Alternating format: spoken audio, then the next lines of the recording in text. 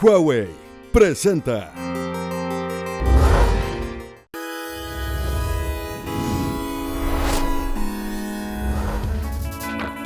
Hola, ¿cómo están? Bienvenidos y bienvenidas otra vez a Futuro 360. Hoy vamos a hablar de temas fascinantes con un sabor muy ACOP y vamos a partir con uno de ellos porque con el fin de prevenir los enormes impactos que está teniendo el cambio climático y su relación con los eventos climáticos extremos, es que la tecnología está haciendo distintas apuestas. Y el mismo IPCC también así lo incorpora en su informe, diciendo que la tecnología puede traer muchas soluciones para poder enfrentar esta crisis climática que estamos viviendo.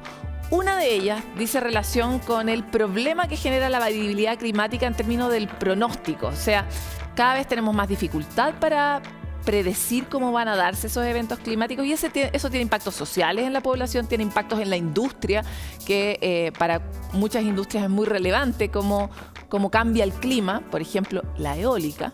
Pero también tiene un enorme impacto en la resiliencia de los ecosistemas, si es que nosotros lo podemos prever y podríamos eventualmente hacer algo. Esta tecnología la ha desarrollado Pangu Weather, una plataforma que además utiliza inteligencia artificial para lograr mayor precisión en sus pronósticos. Francisco Verdejo la conoció y este es su informe.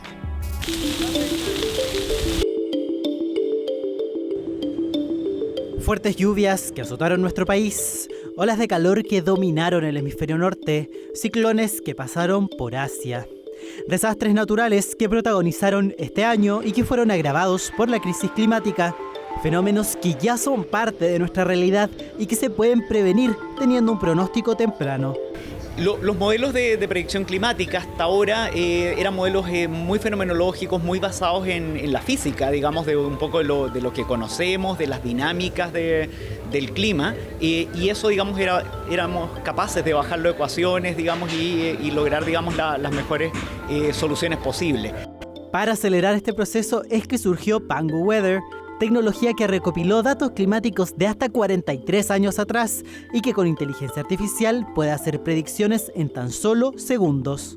Lo que se hizo y el esfuerzo fue que el equipo de I+D en China habilitó muchas GPUs, es decir, muchas tarjetas de video para poder procesar este algoritmo detrás y así poder hacer un modelo 3D a escala real de la Tierra y poder predecir según cómo iban cambiando las variables de clima, de altura, de presión, y iba sabiendo, por ejemplo, decir cómo iban variando estas variables, qué iba a pasar en el futuro. Normalmente cuando usamos la medición tradicional del clima, necesitar calcular miles de estos equivalentes, por lo que te tomas muchas horas en llegar a un resultado. Nosotros tratamos de reducir este proceso de muchas horas a minutos, a segundos. Nos encontramos con una simulación que hizo Pangu Weather del tifón Mawar, que afectó a Asia a finales de mayo de 2023. Con tan solo 5 días de anticipación, logró detectar el cambio de ruta de este ciclón, haciendo que miles de personas pudieran evacuar a tiempo. Esto lo hizo teniendo un 20% más de precisión que otros sistemas de modelamiento y siendo 10.000 veces más rápido. Con un sistema de reconocimiento del cielo logra adecuarse a la geografía y el clima de cada lugar con el fin de tener predicciones más precisas. De esta forma podría adaptarse a la realidad de nuestro país y enfrentar la crisis climática. Pangu podría venir a ayudar incluso a las personas, a los gobiernos para poder tomar decisiones ante estas crisis y también podría servir incluso para los investigadores para saber cómo es que ha estado cambiando el clima aquí en Chile y por qué está sucediendo. Tan solo una forma de cómo la tecnología puede ser una herramienta para adaptarse y mitigar los efectos de la crisis climática. Es que cuando hablamos de usos éticos se trata no solo de evitar los sesgos de la inteligencia artificial, sino que utilizarla para objetivos que sean consistentes con los desafíos globales. Y en ese sentido, claro, aplicaciones como predicción de desastres naturales o temas vinculados con clima son fundamentales, sobre todo en nuestro país que está siendo tan afectado por este fenómeno. Y en eso la inteligencia artificial viene a producir un cambio muy grande, digamos, porque vamos a poder crear modelos de una forma distinta, modelos que van a usar parámetros y conceptos y abstracciones quizás distintas a las que a los caminos científicos que habíamos creado hasta el momento. Pangu Weather está siendo utilizada por instituciones en China y llegará a nuestro país en 2024, esperando revolucionar y facilitar la manera en que nos relacionamos con el clima y por sobre todo con la crisis que afecta a nuestro país y el mundo. Les advertí que íbamos a seguir hablando mucho de la COP en este capítulo de Futuro 360 y así lo haremos porque es el tema del planeta. Distintas platas se han comprometido, fondos, incluido el esperado Fondo de Pérdidas y Daños, pero también ha habido mucha polémica, sobre todo relacionados con el rol del presidente de la COP28, que está ocurriendo hoy día, en estos días, en Dubái. Por otro lado, nuestro país ya ha adelantado que va a liderar las conversaciones en torno a la adaptación y el financiamiento. Y queremos hablar de lo que está pasando, de lo que pasará o lo que esperamos que pase, con Alex Godoy, director del Centro de Sustentabilidad de la Universidad del Desarrollo, quien ha sido escritor de distintos informes del IPCC y que también conoce muy de cerca todos los distintos problemas y pelos que tiene esta sopa. Gracias, Alex, por estar aquí. Gracias, Paloma, por la invitación. Ya, tenemos que hacer cundir esta entrevista, Vale. porque hay mucho tema. Entonces, lo primero, ¿qué opinión te merece a ti, como científico, todo lo que ha ocurrido en torno al presidente de la COP? A ver, del punto de vista, para nosotros es simplemente el reflejo de una postura geopolítica y económica de una nación que sabemos que depende de la extracción de combustibles fósiles. O sea, ¿qué se puede esperar del lechero sino que produzca leche? Exacto, o sea, es como pedirle a la administración de Trump que te crea el cambio climático, o sea, es absurdo. Segundo, una ignorancia completa del presidente de la COP, porque él dice que no hay ciencia que avale la salida de los combustibles fósiles cuando Emiratos Árabes fue un país que firmó el propio informe del IPCC. Hoy día no se desdijo después de que se supone pero ya que había ocurrió, pasado, pero sí. ocurrió. O sea, el desdecirse o no desdecirse no borra en nada con la primera declaración que fija, digamos, la postura que yo creo que es una postura genuina. Ojo, y que puede ser una postura genuina, Paloma. Si el cuento está en cuando nosotros tenemos declaraciones, pero después existe un cinismo en el cual llegas a la negociación y no negocias. O sea, yo prefiero 1000 veces tener una postura que refleja esta postura, que tú sabes a lo que vas, que posturas que te dices que están a favor del cambio climático y después te negocian de forma completamente Claro, lo que distinta. no es muy legítimo de esta postura es que está basada en una mentira. O sea, si él dice que no hay ciencia, lo que está diciendo es una mentira. Y eso es distinto de tener sus propios intereses y querer defenderlos, ¿no? O sea, ignorancia, miente, además en un rol que concluye con una corresponsabilidad que es enorme, que es dirigir la COP, dirigir las negociaciones climáticas. Por lo tanto, aquí lamentablemente él pecó de un personalismo, olvidándose el rol que tú cumples. O sea, tú el rol aquí, Paloma, era una comunicadora, más allá de tu postura tu división, o tu postura política o tu postura en ciertos tipos de decisiones. Él tiene un rol. Y el rol no lo cumplió. Y eso tiene que ser una buena discusión para Naciones Unidas de quién va a ser el host, el hospedador de la siguiente COP. Y ya tenemos la 29, tenemos después Brasil, porque no podemos obviar esto de tener escándalos que al final no ayudan a la negociación. La distraen y la entorpecen. Porque recuerde que uno de los países más ricos, además un país musulmán, hoy ya estamos en una guerra, ¿ya? Donde el mundo está dividido y quien no lo quiera reconocer es así, y donde tenemos un tema energético a puerta. Entonces, quien crea que la COP es simplemente ir a discutir de cambio climático y de los pandas, está completamente errado. Esto es geopolítica, son negociaciones económicas de comercio entre países, que son lo que se llama la zona gris, que es una zona que no aparece en los mapas, donde están las negociaciones bilaterales entre los países, que ahí es donde se juega, y ahí es simplemente flujo de dinero y comercio. Ya, respecto de las noticias que se han hecho, que se han dado, ¿qué opinas de ellas? Por ejemplo, de los sistemáticos aportes, como una Teletón climática, que se están poniendo para los fondos de pérdidas y daños y daños. Que se horrible desde mi punto de vista, porque nosotros sabemos primero la envergadura del problema. Tú, Paloma, lo has dicho siempre. Estos son, no alcanza a ser ni el 0,01% de lo que es resiliencia. O sea, cuando hablamos 40 millones de dólares, cuando el año pasado comprometimos 100, no hemos llegado a los 100 que comprometimos el año pasado, o los años anteriores, en Glasgow, en Sharm el Sheikh, y poner 40 para alimentos, es simplemente una píldora para países que son los que van a recibir, que son los menos desarrollados, que desde el punto de vista social a lo mejor lo vemos sumamente bien, pero desde el punto de vista de mover la brújula es nada, completamente nada. Sí, es insuficiente y a uno le cuesta dimensionar estas cifras porque tienen muchos ceros y uno nunca se relaciona con esas cifras, pero realmente es un aporte muy, muy menor. Vamos a hacer un recuento cuando termine la COP respecto de esa Teletón, cómo está funcionando. Avancemos hacia otro punto que tiene que ver con estos anuncios que ha hecho la industria de petróleo y gas sobre su voluntad de ser carbono neutro para 2050. Quieren dejar de generar esta pluma tan icónica, ¿no?, de la industria petrolera para 2030 y están teóricamente comprometidos con haciendo su propio aporte. ¿Qué opinas de eso? A ver, nosotros ya no estamos para declaraciones a la galería. Esto es cómo. Eso es simple. Y esto se requiere ingeniería. Mientras ellos no digan el cómo, esto no sirve de nada, Paloma. O sea, nosotros, al 2030, con esta tecnología, esto y esto y esto, son un compromiso real. Nosotros sabemos que hoy día se ha sumado a la industria del gas a nivel global, ¿ya? Ahora sabemos que ya no solamente hay que salir los combustibles fósiles como carbón, petróleo, diésel, sino hay que meter ahora gas. Sabemos que antes de la transición ya incluso no lo es, o sea, no nos dan los números de aquí en adelante. Por lo tanto, la pregunta es, ¿cómo quieren salir? ¿Mediante qué estrategia?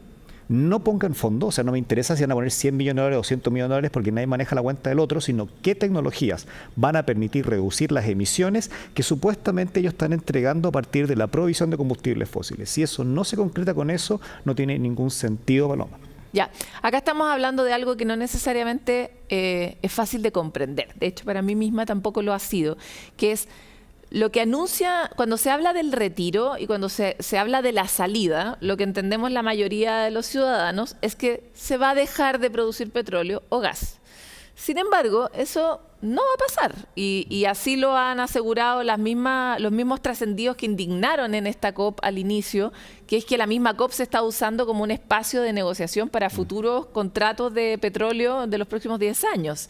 Entonces, no van a dejar de producir petróleo, no van a dejar de producir gas. Lo único que aparentemente se están comprometiendo es a mitigar su impacto, ¿no? Exacto, o sea, a ellos incluso les conviene la transición energética, porque extienden las reservas de petróleo más allá de los límites de las reservas que ellos tienen planificados. Así como nosotros tenemos estas reservas de cobre y sabemos cuándo el cobre se nos va a acabar, de acuerdo a la extracción, ellos saben, o sea, les conviene esto. Ahora, claro, el negocio se les iba a acabar antes, pero ahora que no pueden gastar tanto puede que les dure más tiempo. Y de ahí viene la negociación. Ahora, segundo, ellos sí tienen un punto. Ellos no pueden cerrar la llave hoy día porque camiones, transportes, sistemas energéticos no eléctricos, porque siempre hablamos de la energía renovable, pero es electricidad, estamos hablando de energético en la cocina de tu casa. Estamos hablando de los grupos halógenos, todo funciona con combustibles fósiles. Mientras nosotros no tengamos eso, ellos no van a tener ningún incentivo. De hecho, ellos te lo dicen. ¿Dónde están las tecnologías? Porque ellos no desarrollan tecnología. El tema está en quién se hace cargo hoy día del desarrollo tecnológico para salir de los combustibles fósiles. Me nos gustan mucho, los autos solares no andan abundando en el terreno. Cuesta N poner un cargador en un edificio, por ejemplo, pero también por otra parte el dejar de hacerlo o no, dejar de tener estos contratos. Entonces, en este caso nos junta el huevo y la gallina. Por una parte la gallina, que son los países productores de petróleo, que a ellos en el fondo le conviene que esto se vaya ralentizando porque saben que no pueden cerrar la llave en 24 horas porque si no el mundo colapsa. Y segundo, ¿quiénes son los que desarrollan tecnologías? Que ahí hay muchos países que hoy día están guardando silencio, Paloma. Los países, no sé si a los que hoy día los motores de combustión interna que le llamamos, que es como el motor del típico vehículo, les convenga salir de aquí a los próximos años. Y aquí estamos hablando de Alemania, de las Volkswagen. Por supuesto, estamos hablando de las principales grandes industriales manufactureras que hoy día tienen el control. Te lo digo, son todos los barcos que llegan a San Antonio, que llegan a Valparaíso, llegan a Puerto de Iquique, funcionan con motores de combustión interna a petróleo. La pregunta es, ¿dónde están hoy día los incentivos o por lo menos las regulaciones para que estos productores muevan esa producción y no solamente sea, mira, los aviones van a utilizar la biocombustible porque la turbina de hidrógeno todavía no se funciona? ¿Dónde está esa tecnología? Y en ese contexto, y te digo el tiro, los países petroleros no la tienen. Entonces, para ellos es un doble negocio y un doble discurso. Yo no puedo bajarlo mientras no esté la tecnología. Si la tecnología existe, nosotros nos van a bajar la reserva. Y los productores tecnológicos callados. Exacto. Y aquí ese es uno de los temas que ha sido controversial. Y el segundo es que cómo vamos a reducir las emisiones, porque al final la única forma de reducirlas son por medios naturales, que ya sabemos que están siendo afectados, los carbon offsets que llamábamos. Los bosques ya no sirven. Sabemos que los bosques se están incendiando y por tanto en un fondo como sistema de captura de carbono ya no serían la bala de plata. Tenemos los suelos, pero no tenemos todavía las metodologías para meternos. Exclusivamente son formas tecnológicas de captura de CO2 que ya están ocurriendo, que son captura de carbono y almacenamiento de carbono, que son extraordinariamente caros Y para más encima necesitamos energía, porque poder capturar CO2 a partir de la atmósfera son sistemas que necesitan energía porque hay que ir a contrapresión y por tanto volvemos al tema de que si queremos capturar carbono necesitamos más energía, pero si esa energía producida por combustibles fósiles tenemos un círculo reforzatorio. Ya, Alex, tú mismo que has leído todos y cada uno de los informes del IPCC y los has escrito también, sabes que algo que los humanos somos muy malos para administrar es la decepción, la frustración y la derrota. Y todo lo que hemos contado aquí es una gran historia de una gran derrota, ¿no? Como sistemática, torpe, como de cómo estamos destruyendo todo a una velocidad bastante alta y no estamos cumpliendo ninguno de los objetivos que en algún momento nos inspiró, por ejemplo, en la COP 15, ¿no? Donde se inspiró el Acuerdo de París, que tampoco estamos cumpliendo. ¿Dónde está la esperanza? A ver, creo que llegó el momento del sentido de realidad. Y el sentido de realidad llegó cuando estamos teniendo olas de calor de 45, 46 grados. Se nos viene también el hemisferio norte, en el hemisferio sur este verano.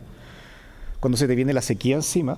Cuando tenemos protestas porque los agricultores te están pidiendo más agua porque antes se robaba agua, ahora entendemos que ya no hay más agua, entonces en el fondo ya no hay más agua, hay que producirla. Cuando esto empieza a subir la inflación, que ya hemos visto la inflación de los alimentos, un sentido de realidad.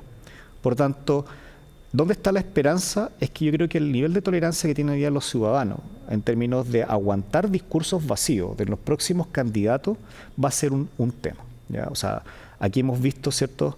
La política es clave para la implementación de los acuerdos porque al final la política y la administración de los países son los que fijan las reglas del sector privado para el tránsito de cierto tipo de tecnología. Mientras nosotros no tengamos ese alineamiento, no sacamos nada. O sea, no sacamos nada con ir a la COP, con hacer bonitos anuncios como Chile, como país, y nosotros no aceleramos tampoco el paso. ¿Tuviste cuánto nos demoramos en aprobar la ley de cambio climático? Se discutió mucho en el Senado, ley de la transparencia de acuerdo de Escazú. O sea, que te dicen, no, es que esto va a ralentizar o va a incentivar la inversión económica. El mundo va para allá. O sea, el mundo no va a aguantar más tecnologías de carbono. El mundo, entonces, sentido realidad de que hoy día tecnología hay que hacer la inversión hoy día, porque mientras más nos demoremos, los costos van a ser más altos. Nosotros lo pusimos en el grupo de trabajo número 3. Mientras más nos demoremos en la implementación de políticas correctas a nivel de políticas nacionales para hacer caer los acuerdos y movilizar el sector privado, el costo del cambio climático le puede costar a Chile para aquí al 2048 hasta un 17% del Producto Interno Bruto. El no asumir eso es simplemente no asumir un sentido de realidad de que hoy día los costos los estamos pagando a nivel de impuestos, lo estamos pagando a nivel de presupuesto público. Ya no van a ser temas de solamente salud y educación, van a ser temas salud, educación, agricultura, pesca y alimentos. Es un sentido de realidad y eso tiene que movilizarnos regionalmente. ¿Cómo avanzamos? Ojalá es que la gente empiece a darse cuenta que en realidad no solamente reciclar o segregar un residuo es necesario, sino que yo también tengo que tener un poquito mejor de una clase política que meta estos temas porque al final sus decisiones me van a impactar directamente al final mi bolsillo. Para cerrar, Alex, y respecto de todos los puntos que estás haciendo, el primero, vimos cómo la última elección presidencial ocurrió sin ningún debate que incluyera el tema medio ambiente. Siempre termina quedando debajo de la alfombra y desde ese punto de vista qué difícil es como levantar el tema, ¿no? Ese, un punto. Y el segundo, que es el que tú haces respecto de los privados, el costo para el presupuesto público es un costo público, más las necesidades que tenemos para movilizar la acción climática están muy vinculadas al mundo privado. Vemos cómo, en este caso, por ejemplo, la fundación de Bill y Melinda Gates pesan al final algo bastante equivalente a muchos países del mundo en sus acciones, ¿no? Porque hoy día hay organizaciones que son más grandes que los países, que a veces son más poderosas, las mismas tecnológicas, ¿verdad? Son más grandes que todo. Y por lo tanto, ¿cómo ves tú que se acelera la participación de los privados en las soluciones? Porque si no da la impresión de que cada sector, como el petrolero, vela por sus propios pollitos, ¿no? Y así no vamos a llegar a ninguna parte. El sector petrolero es sitios específicos, como el cobre para nosotros, pero es sumamente simple. O sea, cuando el privado te dice que si acá no están las condiciones, yo muevo los flujos de capital hacia otros países, ya no va a ser cierto. Porque el otro país tiene los mismos problemas y quizás peores problemas que tú. Y lo hemos visto, por ejemplo, en inversión extranjera en distintos flujos de dinero, ¿no? Antes era como decir, mira, este país tiene regulaciones más laxas, me voy para el otro país. No, porque todo el mundo está viendo el mismo problema. Entonces, ser miope es pensar que solamente nosotros tenemos esos Bueno, esa problemas. es una de las amenazas que se dice, por ejemplo, respecto a Argentina. Y ese es uno de los problemas de ver el mundo a cuadritos, digamos. Pero tú dices que eso no es verdad. Es que no va a ser verdad, porque también ellos tienen problemas con la producción de soja y también tienen problemas de agua y también tienen problemas de producción de que si no estalla hoy día va a estallar. Y todos sabemos lo que ocurre en el barrio en los distintos países que tenemos. Eso es lo primero. Y el sector El sector público, los candidatos, yo creo que hay un tema, uno, por parte de medios, que primero para los candidatos es muy bueno que estos temas no se manejen. Porque como no se dominan, no los entienden, exacto. Pero es cosa simplemente de entender y conectar los puntos, de que si nosotros tenemos olas de calor y tenemos una desertificación, nuestra producción agrícola baja, nuestro efecto distribucional significa desempleo a nivel rural, significa inmigración a nivel de ciudades, una sobrepoblación de ciudades, luego tengo más consumo hídrico, tengo más carreteras, más autos. Si ellos por último no son capaces de lograr conectar los puntos, yo esperaría que los equipos de trabajo lo hicieran. Como también eso le daría a los medios, así como en este programa y como otros programas que también se han ido insertando, y los medios están bastante más verdes que antes, de poner estos temas en la agenda de cómo el impacto climático impacta la economía y dejar de sacar el bulto que el cambio climático es exclusivamente una lluvia intensa o simplemente un deslizamiento de tierra. Cuando conectemos los puntos, te puedo apostar de que esto va a ser un tema político porque al final va a ser un tema económico. Si no lo llamo un tema económico, lamentablemente, Paloma, a mí no me gusta ligarlo al tema económico. Porque si no hay problema económico, no hay problema. No, si no lo ligamos al tema económico hoy día, estamos... No hay solución. No hay solución. Una sola frase, ¿cuál sería tu deseo por cumplir en esta COP? Que la COP no pase a ser un instrumento que pierda su relevancia de poner estos temas siempre en la agenda global y que no pase a la intrascendencia como una conferencia más en la cual no exista razón para seguir yendo. Te quiero agradecer por esta participación en Futuro 360. Gracias a ti, Pano. Durísimo el momento planetario en el que estamos los humanos, las humanas atravesando. Necesitamos ser parte y tener cada vez más elementos y por eso durante este tiempito, y bueno, ustedes saben, a través de todo el año seguiremos cubriendo aquí desde CNN, donde sí tuvimos, no un debate, pero una entrevista en profundidad con los candidatos presidenciales para ver qué opinan del medio ambiente, del cambio climático y tanto más. Vamos a una pausa y volvemos con más.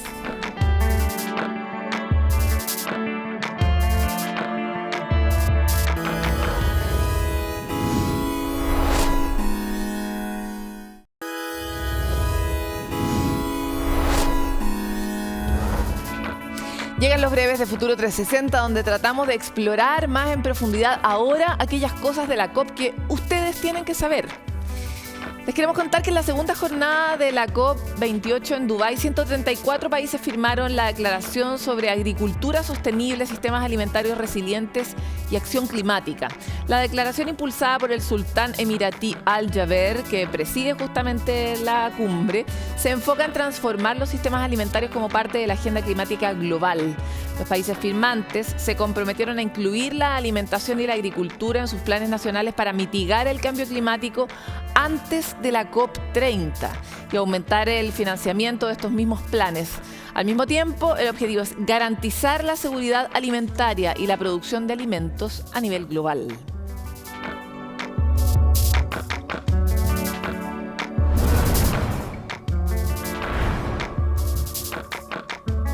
Bueno, y un total de 117 países se comprometieron a triplicar la capacidad mundial de energías renovables para 2030. En Chile vamos bastante bien. Esta medida, por supuesto, busca reducir la proporción de combustibles fósiles en la producción mundial de energía. Es uno de los sectores más responsables del carbón que emitimos a la atmósfera y descarbonizar el sector energético, fuente principal de las emisiones mundiales de gases de efecto invernadero. Carbón. Este acuerdo, que no contó con el respaldo de China e India, va a ayudar a eliminar los combustibles fósiles emisores del CO2 del sistema energético mundial para, a más tardar, 2050. Un tema que impacta directamente a nuestro país, pues podría convertirse en uno de los principales generadores de energía renovable no convencional mediante la energía solar, eólica y la producción de hidrógeno verde. Igual hay que decirlo, a la luz de la COP está por verse, porque si hay algo que los petroleros no parecen querer es dejar de producir y de quemar petróleo.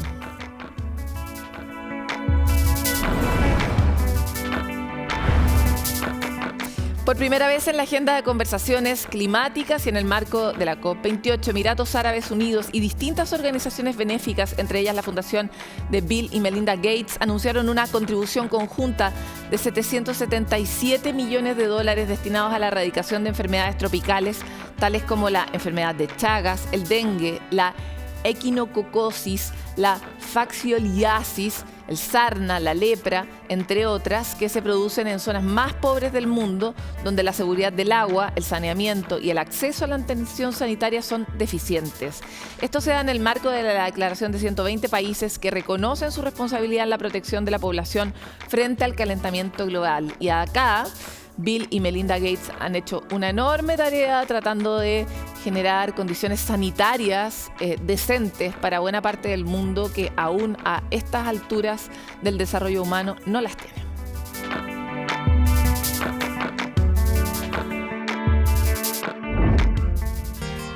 Seguimos tratando de enriquecer la conversación en torno a la COP28 porque si bien en esta COP estamos hablando de resiliencia climática, estamos hablando de cómo dejar de emitir gases de efecto invernadero a la atmósfera para no seguir calentando el planeta, también necesitamos hablar de las pérdidas, de los daños y de los impactos que puede tener esta crisis climática en otros ámbitos de la vida humana, por ejemplo, la enorme cantidad de migraciones que se están produciendo hoy en el planeta por razones climáticas.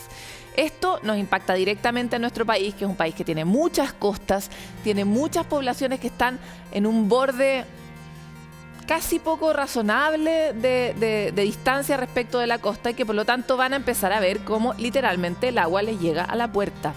Esto debido a eventos tan complejos como las marejadas, por ejemplo, o las inundaciones que se están provocando a propósito de la variabilidad climática, que también es un efecto del cambio climático en distintos lugares del país y del mundo. Y también la enorme dificultad que enfrentan estas mismas poblaciones para ser más resilientes o para adaptarse, para tener, por ejemplo, recursos que les permitan enfrentar esta transformación que se está produciendo dentro de su realidad. Para poder hablar de este tema más en profundidad, estamos hoy día con Paulina Astroza, doctora en Ciencias Políticas y Sociales de la Universidad de Louvain en Bélgica, que de hecho también se ha metido específicamente en el tema de que estamos hablando de las migraciones a propósito de su propio trabajo científico. Paulina, bienvenida desde Concepción. Grande, Concepción siempre nos provee de tan buena ciencia y de tan buenas conversaciones. Gracias por estar con nosotros. Gracias y un gusto también para mí estar de nuevo con ustedes aquí en CNN. Paulina, quisiera que nos ayudaras a mirar un poquito mejor cuál es el problema que percibes tú desde tu propia práctica científica y profesional respecto de las migraciones climáticas, porque esto ya no es algo que, no es el cuco, no es algo que esté como en 10 años, en 5 años, es algo que está ocurriendo. Hemos visto los casos en el Golfo de México, donde ya hay pueblos en los que más de 60 casas han sido desalojadas porque el agua entró a las casas, pero también lo hemos visto en algunas marejadas aquí en Chile, lo hemos visto también de otra manera en las inundaciones y estamos viendo también la realidad de miles de países isla que hoy día están viviendo la realidad de que su propio país va a desaparecer. Efectivamente, esto es un fenómeno el cual... Aquí hay dos temas que están relacionados. Uno que son los efectos negativos del cambio climático y lo otro es el desplazamiento o la migración de personas.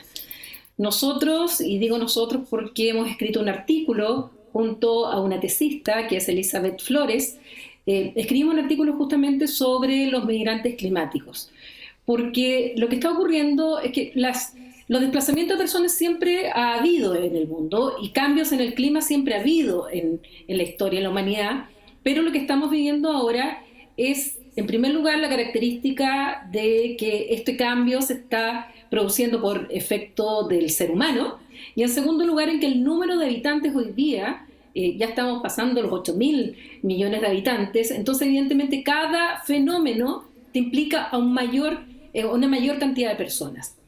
Y frente a esto, una de las causas por las cuales se están produciendo estos desplazamientos, ya sean internos, es decir, dentro de un mismo estado, o transfronterizos, es decir, internacionales, que pasan a otros estados, se está debiendo ya no solo a causas que tradicionalmente e internacionalmente se habían ya recogido en convenciones internacionales, por causas políticas, por persecución, por razones razones económicas, laborales. Ahora no.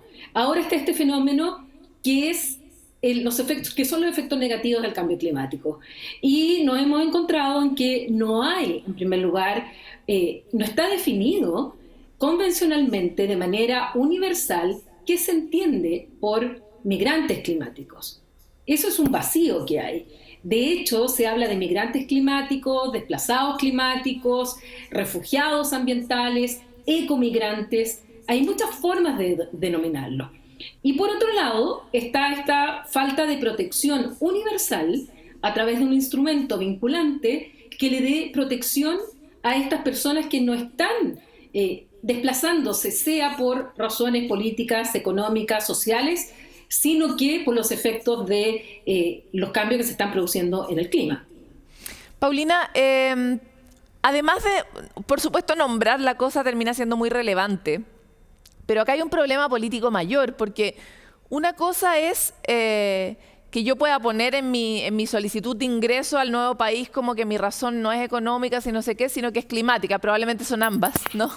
Probablemente me quedé sin lo que me hacía comer y además me tengo que ir porque mi casa está inundada, digamos.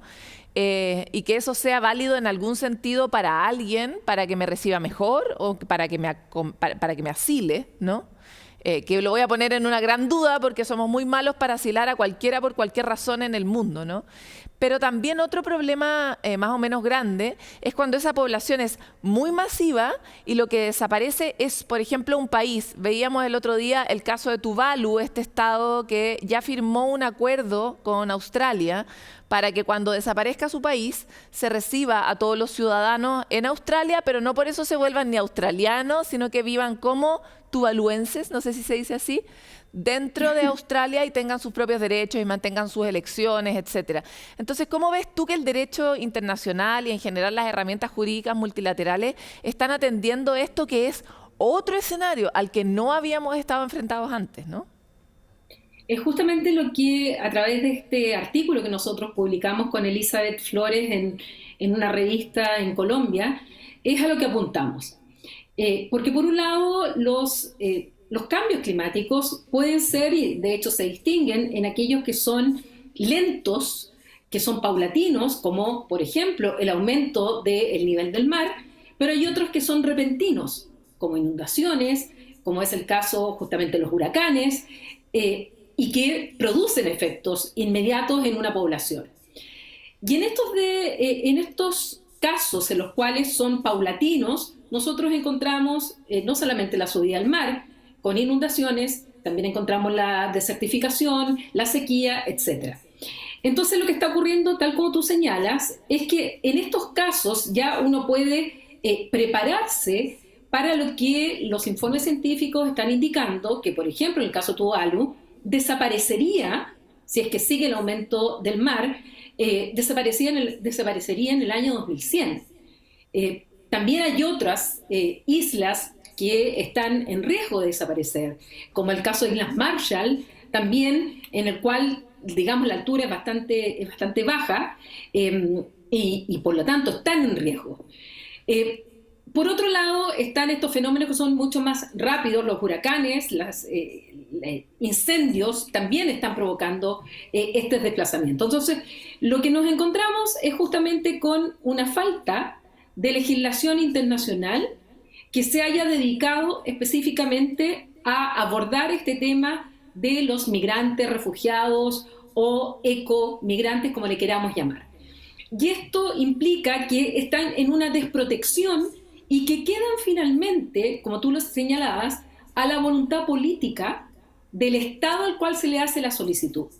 Porque si quieren interpretar de manera amplia las convenciones que ya existen respecto al refugio, respecto a las migraciones, un Estado tiene la voluntad y quiere hacer una interpretación en la cual incluya el factor climático, pese a que no está estrictamente establecido, porque no existía en los años 50, por ejemplo, las convenciones de Ginebra, pero si quiere darle una interpretación amplia, le va a dar el asilo o lo va a recibir en el territorio.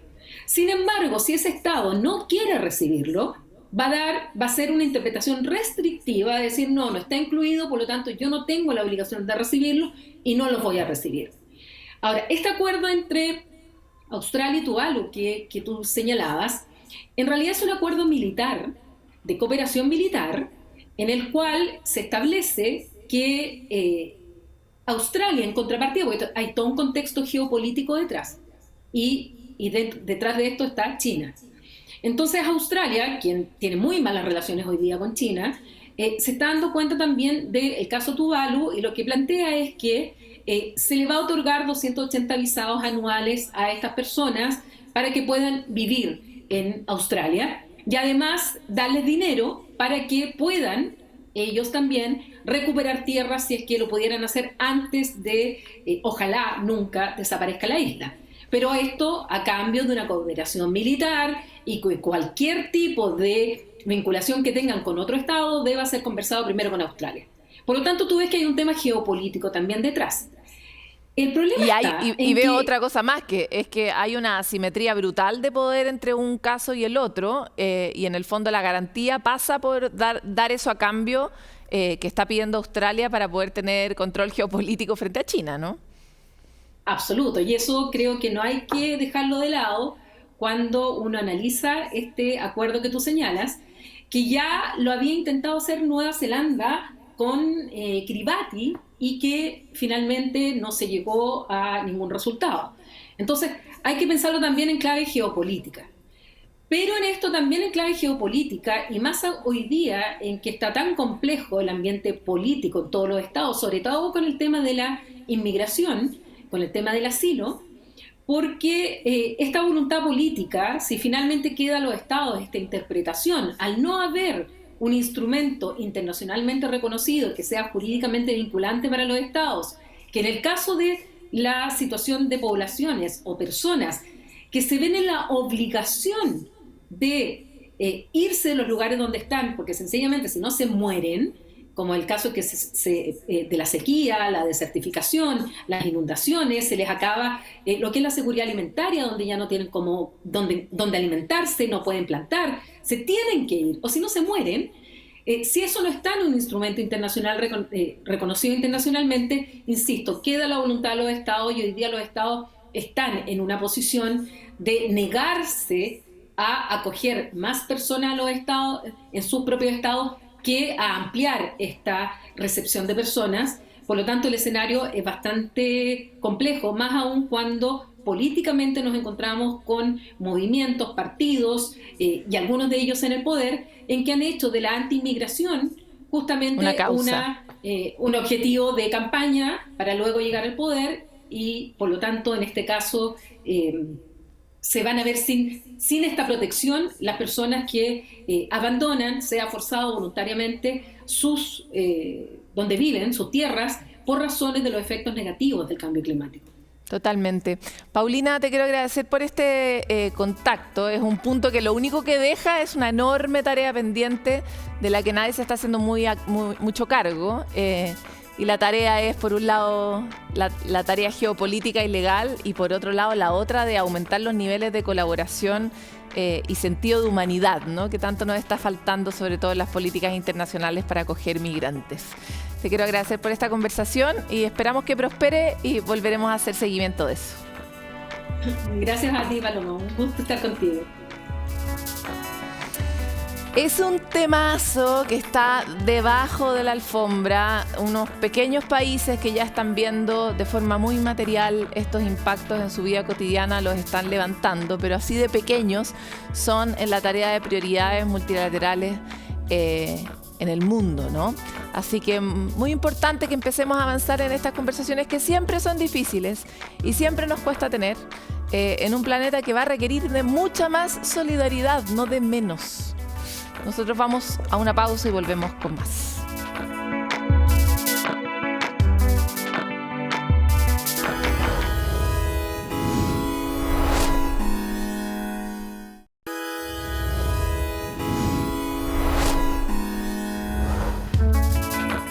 La Organización Mundial de la Salud nos habla de que existe un cáncer que afecta a las mujeres que eventualmente podría eliminarse. Es el cáncer de cuello del útero, que es causado por el virus del papiloma humano. Esta fue una de las principales conversaciones durante el Bruch Press Day, un evento que reúne a la prensa y al mundo de la salud en Latinoamérica, y al que Futuro 360 también asistió. Los detalles de qué se trata esta noticia, cómo puede impactar la salud pública de miles de mujeres, vienen en el informe de Javiera Albornoz y Joel Chacana. ¿Usted sabe qué es el virus del papiloma humano? No tengo idea, no lo había escuchado. El virus del papiloma humano tiene relación con la parte sexual. Hay que cuidarse, prevenirlo con el uso de preservativo para no contraerlo y además hay vacunas para ello, que se le ponen a los niños a partir de los 9 años. Puede pasar años en el cuerpo sin mostrar sus consecuencias. Por lo mismo, cuando se detecta, suele ser muy tarde. Hablamos del cáncer cervicuterino. El cáncer de cuello uterino es una enfermedad oncológica que es causada por un virus de transmisión sexual. Es una de las únicas o de las pocas enfermedades cancerígenas que como consecuencia es por una infección viral. A nivel mundial es el cuarto cáncer que más afecta a mujeres. En nuestro país, cada año se diagnostican 1.500 mujeres y cerca de 600 mueren debido a este cáncer. Eso quiere decir 2 mujeres por día. Pero Chile no es el único país en donde las cifras sobre cáncer cervicuterino son tan altas. Esto también afecta a otros países de la región. Por eso Panamá fue el centro de la discusión en torno a este problema. El impacto de este cáncer es una preocupación a nivel mundial. Por eso fue uno de los temas centrales del Roche Press Day, congreso que reunió a profesionales de diversas áreas para abordar la inequidad que existe para las mujeres en torno a la atención de salud, mirado por profesionales de diversas áreas y países. Cáncer cervicuterino es en Chile, después de la pandemia, una de las enfermedades de cáncer que más incrementó en su incidencia, porque las mujeres precisamente al tener el rol de cuidadoras, tanto de sus niños como de personas mayores como sus padres, no tuvieron la oportunidad de hacer el diagnóstico. Como hemos aprendido en toda esta jornada, el cáncer cervicuterino es un cáncer totalmente prevenible. Por eso este encuentro fue relevante tanto para conocer vivencias de mujeres que han sido diagnosticadas como para intercambiar información sobre las medidas que toma cada país. El cáncer cervicuterino es uno de los únicos y pocos cánceres que es prevenible. ¿Por qué? Porque la causa de este cáncer es un virus. A diferencia del cáncer de mama, que no sabemos la causa, hay factores de riesgo, pero no sabemos la causa.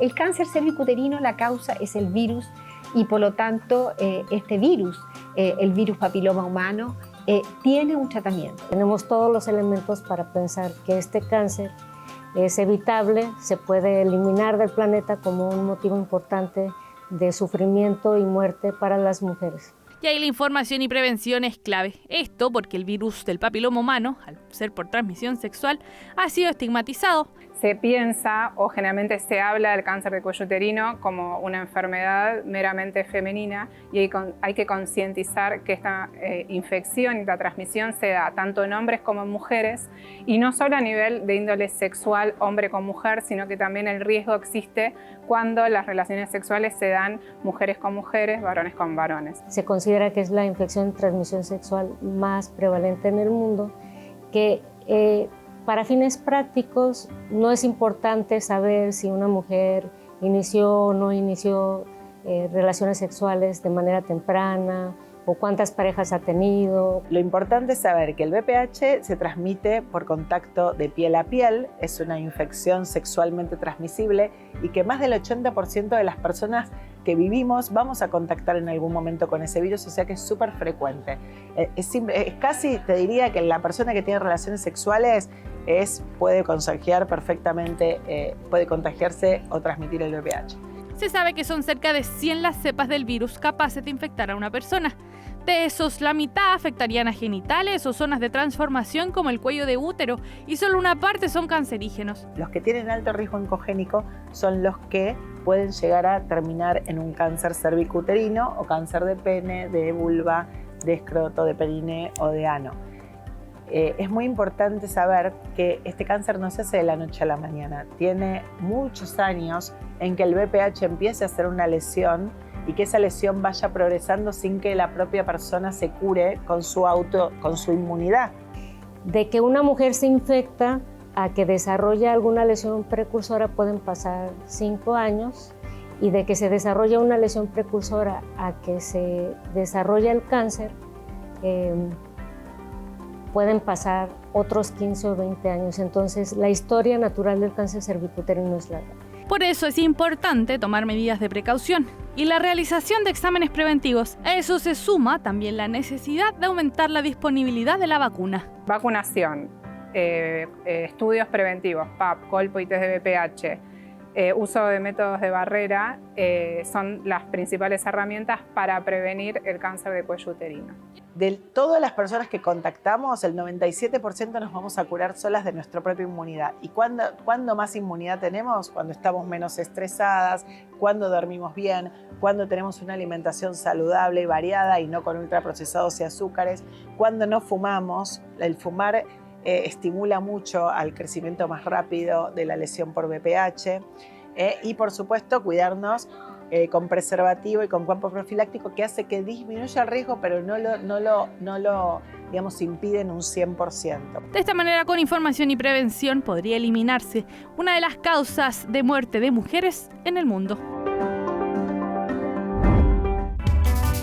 Innovar para resolver problemas domésticos, para resolver problemas asociados al cambio climático o para mejorar nuestra salud integral son algunas de las motivaciones que tuvieron distintos estudiantes chilenos para generar herramientas masivas con soluciones muy innovadoras y que fueron reconocidas como parte del talento latinoamericano que existe y al que nosotros fuimos a visitar. Mirataspe fue a Colombia para ver cuáles historias chilenas e historias de otros jóvenes pueden inspirarnos para generar esa idea, esa innovación que todos queremos para nuestra vida y para el planeta. Un detector que es capaz de identificar fugas de gas dentro de los hogares, encontrar en la humedad una oportunidad para enfrentar la sequía o controlar los niveles de ruido en tiempo real, pensando en la alta contaminación acústica de las ciudades. Todas ideas y aplicaciones de estudiantes y profesores chilenos que los llevaron a ser reconocidos a nivel latinoamericano. Fue una sorpresa, yo no me lo vi venir, no me lo esperaba. Yo me siento muy honrado. Tengo en mis manos la posibilidad de hacerlo, ¿por qué no hacerlo? Esta es la alerta del Leak Detector, un dispositivo que viene a atender el grave problema de no conocer si es que se registra una fuga de gas dentro del hogar. Su creadora es Millaray. Tiene 20 años y debido a una compleja pérdida familiar decidió innovar y entregar esta solución. Haber podido resignificar mi historia y resignificar todo lo que pasó mi familia, porque al final no lo pasé solo yo, lo pasó mi prima, lo pasó mi mamá, lo pasó mi papá, lo pasó mi abuela. Nadie sabía que no existía un detector de fugas de gas en las casas, hasta que nosotros nos dimos cuenta que no existía a nivel de hogar. En una de las regiones más afectadas por la mega sequía que afecta al país, Maite se dio cuenta que en la naturaleza había una alternativa. Creamos un prototipo en el que a partir de unas placas de Peltier, que son unas placas que tienen una diferencia de calor, pudiésemos condensar el agua de una manera efectiva. De manera industrial, en algunos lugares o con mallas existía, pero no era la solución que la gente necesitaba.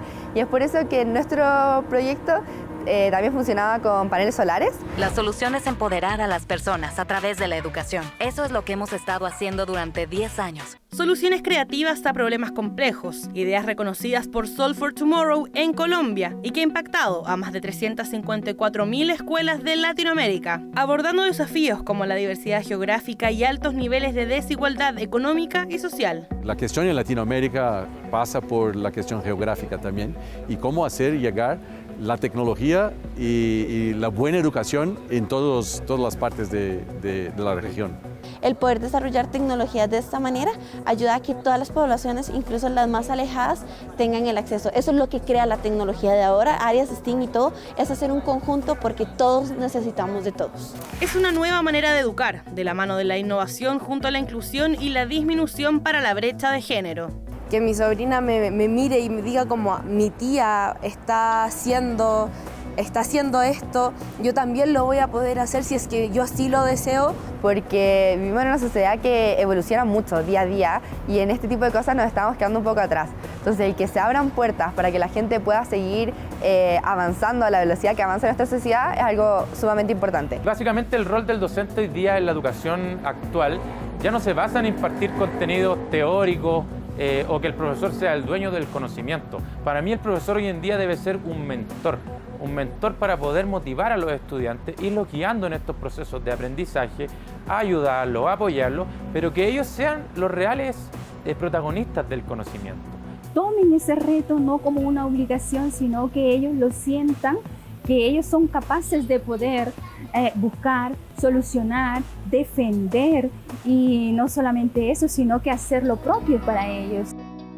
Hace solo algunos días, una nueva idea a nivel local se quedó con este reconocimiento. Seekers of Silence ganó al crear un dispositivo capaz de detectar y controlar los niveles de ruido en tiempo real, pensando en la contaminación acústica o incluso en las personas que tienen autismo, facilitando el desarrollo tecnológico o sencillamente la generación de bienestar en las comunidades. Se acaba Futuro 360, sabor a COP 100%, porque estamos necesitando durante esta COP al menos acompañarlos a ustedes con todos los contextos que se requieren para entender un evento de tanta complejidad y donde confluyen tantos actores del mundo privado y público que necesitan llegar a mejores soluciones y acuerdos y necesitan hacerlo rápido. Hasta ahora, mucha polémica, algunas buenas noticias y muchos pendientes es lo que les podemos reportar, pero seguiremos llevándole cada uno de los detalles a través de Futuro 360 y a través de los distintos programas de La Pauta, donde estamos todo el rato informándoles qué es lo que está pasando, qué es lo que viene y a qué deberíamos estar atentos todos y todas para ser parte de las soluciones de este planeta. Nosotros nos vemos en otro capítulo de Futuro 360.